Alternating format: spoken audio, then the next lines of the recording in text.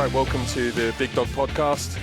You're here as usual with Chicago Hounds head coach Sam Harris and myself, James English, with our guest today, Matai. So Matai, thanks so much for joining us. Thank you for having me. Start off same as normal. Why Chicago? Why not?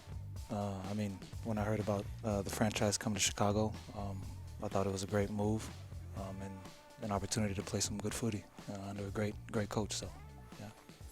How's the experience been so far? As expected, you've been around US rugby for a while. Yeah. What are your initial thoughts? The direction of the MLR, how's that been for you? From afar, obviously, watching the MLR, I feel like it's been progressing pretty well.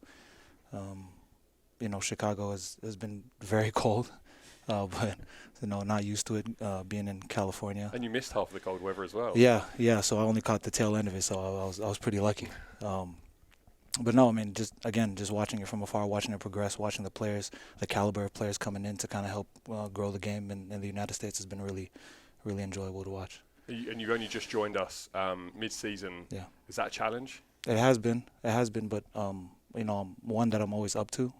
Again, coming in, knowing a few other players, playing with a handful of them. I knew what I was, getting into, and just trying to get stuck in and learning the playbook and trying to get on page with everybody has been a challenge, but also enjoyable. Yeah, it's been good to have you here with the group, Matai. Obviously, coaching against you last year at Houston, and knowing about you before that, I was really keen to bring you on board when we had the opportunity late, or through the mid-season part. Talk us through your experience at Houston as opposed to your experience here. How's that all going, or how is it different, or how is it similar? Yeah, with Houston, it was one of my biggest challenges in my rugby career, just from playing 7 years of sevens, and now transitioning over to 15s in a full-time environment. Signed on to be a winger, and then I think 2 weeks before the first game, they said, we're going to move you to 12 because our original 12 got hurt. So that came with its own set of challenges, learning how to play 12. I had never played 12 before. But just taking it on, being open to the change and learning how to play that position. Tough at first, but, started to get the hang of things. But then when their 12 came back, obviously was pushed back to the wing. But was just trying to play my role for the team overall. You know what I mean? Whatever they asked me to play, I was willing to do whatever it took to just for the betterment of the team. Do you think playing a lot of sevens gives you that skill set and versatility to be able to play in other positions, or is that more about your own mindset? I think sevens helped out a lot. Definitely helped out with my pass catch. Just learning, how to hold depth, how to hit on. Listening to my players on the outside. Just trusting the comms, not always just looking for myself. Being a selfless player. So, just trying to do my best. In those situations. Yeah. It's been quite a sevens journey for you as well, right? So talk just a bit about your rugby journey from the beginning. How did you get into rugby? Where did you first start playing? Yeah, so I was born here in the States, Monterey, California, a small city in Northern California, till about the age of 6, and then I left for Fiji. Where if anyone knows about rugby and sevens, they know what Fijians are like. So spent about a decade in Fiji for most of my childhood. Returned to the States when I was 16. Obviously, rugby never left me, but there wasn't a lot of quality rugby up there. But around 2014, I got invited down for an open tryout camp, right around when Mike Friday and Chris Brown took over the team. January of 2015 is when I attended the camp. Got signed on a few weeks after that camp, after playing in the B side, the development side for the Falcons, and it's been history from there. Just as soon as I got my foot in the door, the dream was always to become a professional player. Just never thought it'd be here in the States, and so when that opportunity came, I just took it and ran with it. And 7 years later, I was proud enough to say that I made it to a World Cup, couple caps in 15s, and 2020 Olympian. Well, yeah, I was going to ask you about that. Obviously, you talked about the opportunities that sevens gave you in rugby in America. Becoming an Olympian must have been pretty special for you. Huge. I missed out in Rio 2016. I was returning off of an injury, so I didn't really was able to put my hand up, for that team. So from then on, the grind was just about trying to make it to 2020. And so, from there, just trying to progress, trying to learn, trying to get better with each season. And yeah, it was definitely a journey. What was that Olympic experience like? Man, a bit bittersweet, to be honest. Due to COVID, didn't quite get the experience that you always hear about and watch growing up. But to be able to be on that stage, in front of the world was still very special. Yeah, I think I lived in Japan for 8 years and was there for the Rugby World Cup as well, experienced it, and I think the Olympics in Tokyo or Japan would have been an amazing experience for anybody if COVID wasn't a factor. Yeah. So I think you got a little bit chipped there. But also I think with the tournament, I remember watching, I thought you guys were going to win the whole thing. The squad you had, the form you had going into it, and I remember watching all your games thinking that you guys were going to win it. Just from memory, what happened in the end? Who did you lose to? And yeah, the tough one against Great Britain, Team GB. Yeah. That was definitely left us pretty gutted. Up 21-7, I believe, at halftime. That's right. Yeah. With all the momentum in the world, and then we just let it slip away. That was really a dark locker room, dealing with that. How do you work so long building for that one dream of playing in the Olympics, right? You tried for Rio, didn't work out. You made it to Tokyo. Yeah. You miss out. How do you recover from that? What's that process of in elite sport for you, where you bounce back, or what comes next? I mean, I think for me personally, it's about taking time away from rugby a little bit. I mean, that whole journey leading up into Tokyo was kind of stressful for a lot of us. All the news headlines about the Olympics being canceled and kind of those rumors floating around definitely planted a lot of doubt in a lot of guys' heads, who had been working for so long. So once the games were done and, trying to deal with that disappointment, I kind of just took some time away from rugby, just sat with family, try to sort of find the silver lining in all of it, that, things happen, you know what I mean? You don't always get what you think you deserve, but just trying to come back, with a positive mindset, to try and help continue to push the team forward, off of a loss like that. That's kind of what makes the Olympics so special, isn't it? That it's just all for one event, and it's it's all encompassing and go win or go home and lick your wounds if you're good enough. Come back 4 years later, and but there's probably a slim chance of that as well. So that's what I love about the Olympics. Not also in the team sports, but in the individual sports, about especially the amateur athletes, like the dedication that they have to show to train for 4 years for that one opportunity. And 100 meters, it's only 10 seconds of work or 12 seconds of work, and it all can be over like that. So it's a pretty special event, I think. It's crazy. Do you think you learned much from the experience? Absolutely. I mean, again, you train for so long for like 14 minutes, when for that one game that that would have put you into the medal round, and for it to go down like that, and especially the way that it went down, you just learn a little bit of humility. You know what I mean? The game of sevens is ruthless.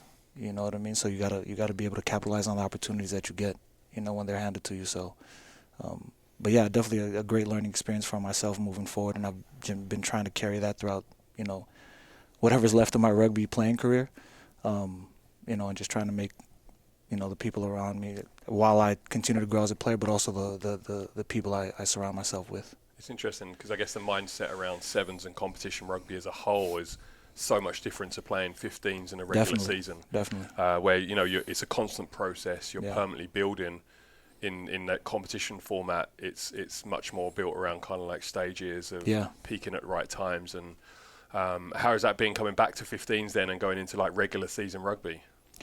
Yeah, it's been a bit tough because I took some time off from the game for a little bit, but was hoping to hop back on the sevens pitch. So I was just training with the boys down in Chula Vista until this opportunity came. So I was grateful for it, extremely grateful. So again, just trying to get back into a rhythm. You know what I mean? Of being on a schedule, being able to help the team the best way I can, and just contribute. To help us win some games. When you took some time away from rugby, what did you do? Honestly, trying to, find a little bit of myself. Who am I outside of just playing rugby? Because obviously all of this is going to end. Hopefully I can stretch it out as long as I can, because I love this game so much. But diving in a little bit more, exploring things that I love outside of the game. I love designing. I love graphic design. I'm hoping to start my own brand one day. And just let that be my career after rugby. But it was things like that helped take my mind away from rugby, so that when I did come back and switch back on, I was just grateful for what I have, and just contributing and giving it everything I got. Yep. So switching gears a bit, your debut for the Hounds was against Nola. Yeah. Off the bench. Yeah. First touch try, or was it your second touch? Second. Yeah. Second. Yeah. First touch was getting lifted by one of the. For the kickoffs. Yeah. Yeah. So that was fun. So how was that experience? First week, good crowd. Yeah. Man, just to come in and to get the nod to be on the bench was an incredible opportunity. And so again, I just wanted to be able to go out and do the fans and the team proud. So a bit of butterflies and jitters going on, but especially wearing that 23 jersey in this city. I don't know if I deserved that one, but no, it was a great honor. And so, yeah, again, just trying to get stuck in, trying to contribute and just do the best I can. You know what I mean? And so to get a touch and get a try in my first game was special, and the crowd was amazing that night as well. Yeah, they were. Yeah. And so you went from coming off the bench last game against Nola, and then this week just starting against Atlanta. Yeah. How did you find that experience? No, great experience. Again, we talked about our prep throughout the week, and I thought we had a great week of prep. Obviously, not the ideal situation that we wanted, but again, you learn from that. Wasn't too happy with my personal performance, but again, you kind of lick your wounds and you get better for the coming week, and so just looking forward to being better for this game this weekend. Yeah. Atlanta had some quick, shifty back three plays. Most definitely. Yeah. Got caught out of place, and so the young guys keep you on your toes. Well, I think you played in some winning environments. You played in winning teams. Yeah. You've probably played in teams that are still on a journey as well. Like, for example, we are definitely in a process of building. What stands out to you as important part of that environment? I think the team culture overall. Being over with the Sevens boys and the success that we saw throughout our time together, it was just about everybody having a common goal, what we're striving to do. We knew that it was going to be a process. It wasn't going to be easy, but we just had to, stay in it and believe in each other, believe in the team that we had. Most importantly as well, believe in the staff. I mean, having a guy like Mike and Phil come in and really change the dynamics of how we look at the game and how we play was huge. And so I think, a team culture overall, just from top to bottom, can help really push the program forward. And Sam, having someone like Matai who's come in, we have a mix of experience, some local players who aren't quite as experienced, guys getting their first MLR caps. What's it like having a guy like Matai coming in with his experience of going to World Cups, playing in Olympics, being part of winning cultures? He's been around the game for so long. Has that been a benefit? Yeah, for sure. On a few different levels. I think the one that stands out to me is his levels of communication. It's probably an area where we've been lacking in a little bit. Very concise with the messaging that he gives good volume and gets the message across. So I think that's been probably the biggest factor, but also just preparation through the week. Again, it's we've got plenty of professionals in this group that model really good behaviour, but to have another person that does that, it only lends and shows the younger guys and the less experienced guys the way forward to tick all the boxes through the week that you need to, or fill your cup, as we like to say, through the week to give yourself best opportunity. And then as a player, obviously, really good player. Excited to see more of Matai and give him more opportunities and give us a little bit of balance in our back three. So, yeah, I think those would be the three big factors of having Matai amongst the group. Right, let's talk about the game then. We talked a lot about last week about having a great week of training. You talked about the same. There's like a real buzz around practice last week. Yeah. Sam, you mentioned to me about it probably being the best week of practice we've had. Mm-hmm. Clearly had like a blueprint for the game. Didn't necessarily probably execute where we wanted to be. Mm-hmm. And I think the result probably reflected that. What was your thoughts on it? Yeah, I think in terms of the blueprint that you spoke about, I think we did execute what we wanted to do there. There was just some other areas of the game that compromised the result, such as we lost 8 line-outs, gave away 5 scrum penalties, had 12 handling errors compared to their 2. So, those 3 big factors really make it hard to win a game. And the fact that we were in the game with 15 minutes to go, plus 2 yellow cards in the last 10 minutes, the fact that we were still in the game really shows that we were there and thereabouts, and if we were able to convert a couple of other opportunities, and we could have easily come away with that win. Unfortunately, we've been in the same position too often this year, and we weren't able to do it. And I think through the period of the game, the minute 41 to say 60, we didn't do anything too bad. We just didn't capitalise on all the opportunities we had. We lost 5 lineouts in that period. We knocked it on within 3 phases 3 times in that period, and convert a couple of line breaks. Convert a couple of line breaks. So it's just, I think everybody in the league can see that we're a dangerous attacking team.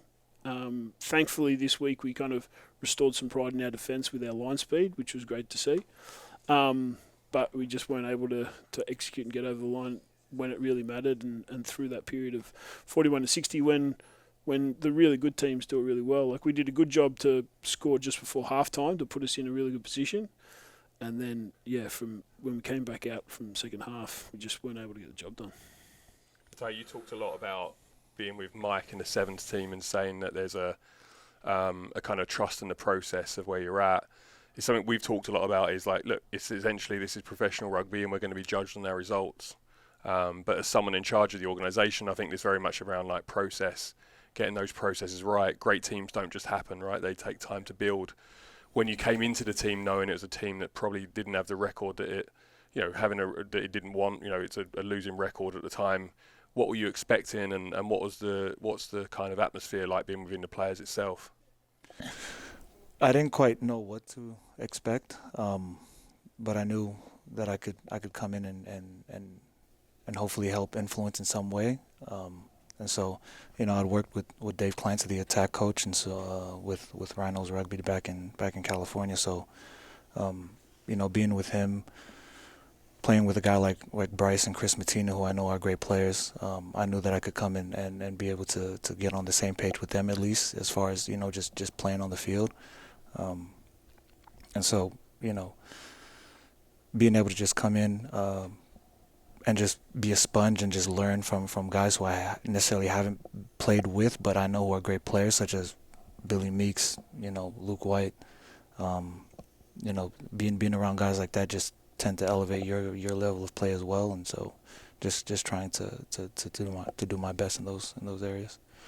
And so we look forward to now. Obviously, you've had your time to review, and as a group of players this morning, as a group of coaching staff, we move on to New York. I mean, they had a pretty impressive performance at the weekend. What are your thoughts there on that? What are we looking forward to? Yeah, I mean, again, I think if we can replicate the kind of prep that we had last week, but also just like Coach mentioned, we can't take for granted those opportunities that we get in the game, because those are the moments that really count. But I think we have like everybody here. I think we have a great team, and we can do great things. And I think it's coming. Like, it may not seem like it, with the reflection of the record, but I honestly think we're moving in the right direction. And soon, when it clicks, like it's just gonna become so natural to us that will start putting teams away. Yeah. So in revision, there was a couple of factors. Within the transition game, like our kick chase was very poor. Apart from that, our defence was excellent. When they kicked back to us, our retreating attack was very poor. So in those two elements, I think that's where we lost the game, really. Like, if we were better in those two areas, we would have come away with a win. And then within that, I just highlighted that I think when individually, when we think we can take a shortcut, we can afford to take a shortcut we're choosing to sometimes. And we're not the kind of team that can afford to do that because we're still new. We haven't got a lot of wins on the board, still trying to build that trust in everything. So with that considered, you can't take anything for granted. You just got to keep working as hard as you can for 80 minutes and stay engaged. So that that was probably the key messaging for the game. Now on to this week, same things apply, and I think if we don't. If we don't take that opportunity to switch off, we're always working, we're always figuring out what our next job is, and we're performing that to the best of our ability. Then I think we can really put it on New York. They got it all their own way last week against Nola, 2 days ago against Nola, and looked very impressive. Everything they touched came gold, which was good for them. But I don't think if we're able to suffocate them in defence like we were at Leuta, then I think we give ourselves a good situation. And then from an attacking point of view, we worked on a few things today, and I think we're heading in the right direction there as well. It's a big one for me, having New York here after my time there. So I'm excited about it. I think that they were pretty impressive this weekend, but I don't think that's been the story of their season. And again, I think we talk about this every week. Every week's an opportunity for us. Every week's an opportunity for us to get a little bit better and to develop that trust in each other, a bit more clarity and understanding about what we're trying to achieve. And I think that at home we're a different team as well. I think the crowd will get behind us. It's going to be a nice day. I think if we can pack out another 4,000 or 5,000 people in the stadium this week like we do when we're at home, then we can make it really difficult for New York. Mother's Day, isn't it? Mother's Day as well. So we're doing a Mother's Day brunch. Oh, wow. You can bring your mum for free. Yeah. We're doing mimosas as well. And we've got an 80s tribute band called the Breakfast Club who are a lot of fun. So if you've got no plans, I suggest you bring your mum, come down to SeatGeek Stadium on Sunday. It's going to be a real party. I wish I could bring my mum. Shout out to Jess Harris back in Sydney, Australia. Shout out to Jess. Also my mum as well, back in London. Yeah, Mom doesn't like going anywhere unless it's to Fiji, so Fair enough. She won't be coming to Chicago. No, mate. Sorry, James. Let's just probe a little bit deeper into your time at New York and why this is special for you. Talk me through your experience in New York, because we've never really explored that in this podcast. How long you got? Fill up a chair. I've got some stories that will make your toes curl. Oh, no. Look, I think the MLR was very different back then. It was very new. It definitely wasn't as professional as it is now. It was probably more of like a semi-professional plus model, we should say, where we had players travelling all over New York. Our facility was very poor. There's the tough thing with New York is, and the challenge will always be around stadium there, and creating a real home where you can embed rugby. They've played at 4 stadiums in 5 years or whatever it is. Yeah. They've changed their name 4 times. I think there's got to be consistency what you're doing, and I think we're doing that here, and we're doing it the right way. Not to criticise what New York are doing, but it's a real challenge as cities go there. I was fortunate. I came in, it was year 2. There's a real hotbed of rugby there. We had a lot of guys who have been in the US scene as well, who played for the US.